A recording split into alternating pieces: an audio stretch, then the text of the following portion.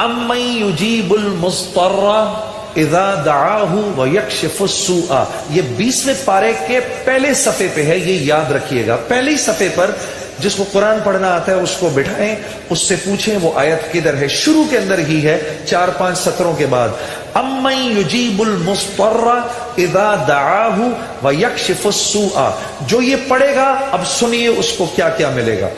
سب سے پہلے کہ اس آیت کو جو ہر نماز کے بعد پڑھے گا، اس کے بعد اگر وہ دعا کرے گا اللہ رب العزت فی الفور اس کی اس دعا کو قبول فرمائیں گے، اور اگر فی الفور قبول فرمائیں گے، اور اگر اللہ اپنے علم سے جانتے ہیں کہ تھوڑی دیر بعد اس کا قبول ہونا ضروری ہے، تھوڑی دیر بعد قبول کریں گے۔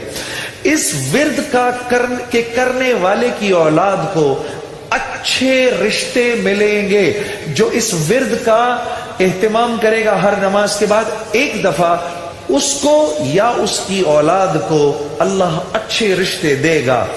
اس ورد اس آیت کے پڑھنے والے کو جب یہ کسی مشکل میں پھنسے گا، اور اگر اس کی زبان سے اس وقت نکلا، جب آپ سے موبائل چھیننے آتا ہے نا کوئی، اس وقت یہ دعا پڑھو، اس کو نظر ہی نہیں آؤ گے، اس کو نظر ہی، اس ظالم کو آپ نظر ہی نہیں آئیں گے۔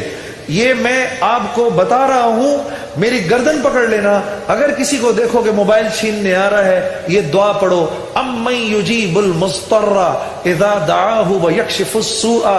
اللہ اس ظالم کو ہمت ہی نہیں دے گا آپ کے پاس آنے کی۔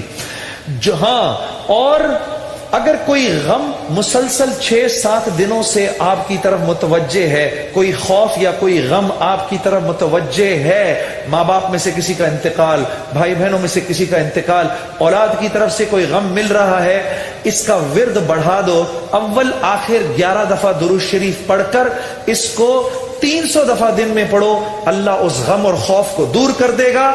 یہ ورد پڑھنے والا اللہ کبھی اس کو نامراد نہیں کرے گا۔ یہ جو دعا مانگے گا، امن یجیب المضطر اذا دعاہ ویکشف السوء، اللہ اس کی دعا پوری کرے گا۔ السلام علیکم ورحمۃ اللہ وبرکاتہ۔ بزرگان دین کے اچھے بیان سننے کے لیے ہمارے KFA اسلامک چینل کو سبسکرائب کر دیجیے، شکریہ۔